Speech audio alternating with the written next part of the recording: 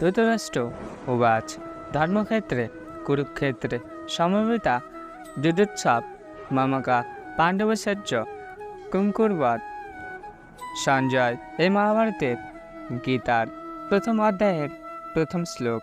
এই শ্লোকের মাধ্যমে রাজা ধৃতরাষ্ট্র তার সচিব সঞ্জয়কে প্রশ্ন করেছেন, হে সঞ্জয়, ধর্মক্ষেত্রে কুরুক্ষেত্রের ময়দানে আমার পুত্র এবং পাণ্ডুর পুত্রেরা যুদ্ধ করার জন্য সমবেত হয়েছে, তারা কি করল? আজকের এই গল্পে আমরা ধৃতরাষ্ট্রের এই প্রশ্নের পেছনের গভীরতা, তার গুরুত্ব এবং তার থেকে কী শিক্ষা নেওয়া যায় তা বিশদভাবে বিশ্লেষণ করব। রাজা ধৃতরাষ্ট্র ছিলেন কৌরবদের পিতা এবং মহাভারতের একটি প্রধান চরিত্র। তিনি জন্মান্ধ ছিলেন এবং এই অন্ধত্ব কেবল শারীরিক নয়, মানসিকভাবেও তিনি অনেক বিষয়ে অন্ধ ছিলেন। তার এই প্রশ্নের মাধ্যমে আমরা তার অসন্তোষ, উদ্বেগ এবং পুত্রদের প্রতি তার স্নেহ ও পক্ষপাতিত্ব দেখতে পাই। তিনি যুদ্ধের ফলাফল সম্পর্কে জানতে ইচ্ছুক ছিলেন এবং তার পুত্রদের সুরক্ষা এবং সাফল্য কামনা করেছিলেন। কুরুক্ষেত্র একটি পবিত্র স্থান যা ধর্মক্ষেত্রে নামে পরিচিত।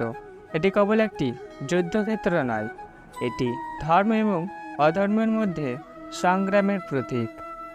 কুরুক্ষেত্রের যুদ্ধ ছিল পাণ্ডব এবং কৌরবদের মধ্যে একটি নৈতিক ও আত্মধিক যুদ্ধ।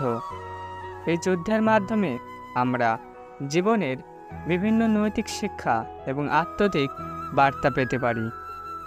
ধৃতরাষ্ট্র তার প্রশ্নে কৌরবদের মামকা অর্থাৎ আমার এবং পাণ্ডবদের পাণ্ডবসেচ্চ অর্থাৎ পাণ্ডুর পুত্রেরা বলে উল্লেখ করেছেন। এখানে ধৃতরাষ্ট্রের মনোভাব এবং তার পক্ষপাতিত্ব প্রকাশ পায়। তিনি কৌরবদেরকে তার নিজের সন্তান হিসাবে দেখেছেন এবং পাণ্ডবদেরকে তার শত্রু হিসাবে দেখেছেন। সঞ্জয় ছিলেন ধৃতরাষ্ট্রের সচিব এবং তিনি দেবশেষ। নারদের আশীর্বাদে যুদ্ধের ঘটনাগুলি দেখতে পারতেন। সঞ্জয় ধৃতরাষ্ট্রকে যুদ্ধক্ষেত্রের সমস্ত ঘটনা সম্পর্কে অবহিত করেছিলেন। তার বর্ণনার মাধ্যমে আমরা মহাভারতের গীতার বিভিন্ন শ্লোক এবং তাদের গুরুত্ব সম্পর্কে জানতে পারি। ধৃতরাষ্ট্রের পক্ষপাতিত্ব এবং তার পুত্রদের প্রতি তার অন্ধ স্নেহ কৌরবদের পতনের একটি প্রধান কারণ ছিল। পক্ষপাতিত্ব কখনো ভালো ফল বয়ে আনে না। আমাদের জীবনে ন্যায় ও ধর্মের পথ অনুসরণ করা উচিত এবং পক্ষপাতিত্ব থেকে দূরে থাকা উচিত। কুরুক্ষেত্রের যুদ্ধ ছিল ধর্ম ও অধর্মের মধ্যে সংগ্রামের প্রতীক। আমাদের জীবনে ন্যায় ও ধর্মের পথ অনুসরণ করা অত্যন্ত গুরুত্বপূর্ণ। যে কোনো পরিস্থিতিতে ন্যায় ও সত্যের পক্ষে দাঁড়ানো উচিত।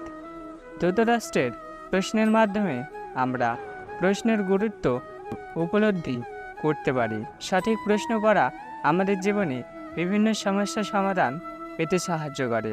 প্রশ্ন করার মাধ্যমে আমরা জ্ঞান অর্জন করতে পারি এবং আমাদের জীবনের বিভিন্ন দিক সম্পর্কে গভীরভাবে জানতে পারি।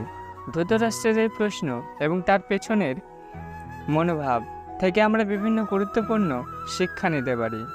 পক্ষপাতিত্ব থেকে দূরে থাকা, ন্যায় ও ধর্মের পথ অনুসরণ করা এবং সঠিক প্রশ্ন করা আমাদের জীবনের সাফল্য এবং শান্তি আনতে পারে। আজকের এই গল্পতে আপনারা কি শিখলেন তা মন্তব্য করে জানাতে ভুলবেন না। আর এই ধরনের আরও গল্প এবং শিক্ষার জন্য আমাদের চ্যানেলটি সাবস্ক্রাইব করুন।